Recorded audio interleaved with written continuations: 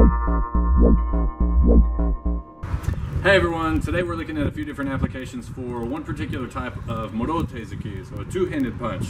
And with this particular technique, our focus here is on the difference between the lower and the upper hand, where the lower arm is slightly closer to your body than the top arm, and this is going to be important for a few of the applications that we look at today, so hopefully you'll see what I mean with that.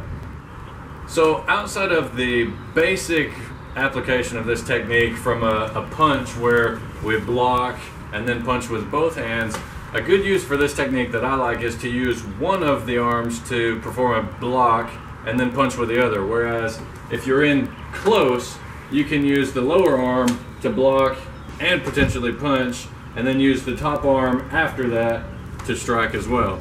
Or if you're at a longer distance from a round punch, that becomes the block, perhaps a strike, and then the punch with the bottom hand. So the next way of looking at this particular punch has to do with the length of the arms in accordance with the timing of these techniques. So the first way of looking at this involves the lower arm being closer as it is, potentially being a fake. And the fact that it's closer could represent the fact that it never actually makes contact with the opponent. So where I may throw a fake here to get their attention in that direction, where the top arm is actually the one that makes contact. Or the other side being the fact that the top arm is further out means that it makes contact first. So if I throw this arm first, either making contact or misdirecting them to make contact with the lower arm second.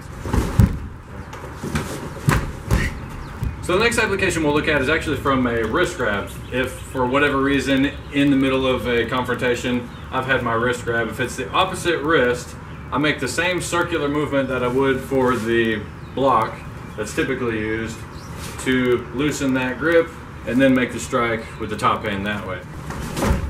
So a few things that we learned from this particular version of a Morote Zuki can have to do with the wrist rotation, where if your wrist is inverted, then that can represent anything being close range, especially if the elbow is closed in that way and closer to your body. Obviously that represents a technique that can be done closer to you. Whereas anything that's outstretched with a fully pronated grip, then that can represent something that's going to be further away. So we would look at the differences between those things. Another thing that you would look at with a two-handed technique would have to do with the difficulty of an attacker being able to defend against two different things at the same time. The downfall of that is that if you have both arms extended, then you don't have anything immediately close to your head to protect that way. So you could look at that as potentially a more advanced technique, only to be used if you know that you're capable of dealing with that type of situation. So that's it for today. Hopefully if you guys have any other ideas for applications for this technique, you can send them my way. I'd love to see them. Anything other than that, hopefully we'll catch it another time. Thanks for watching. Hopefully you guys blah blah blah blah blah blah blah words Blah. redo.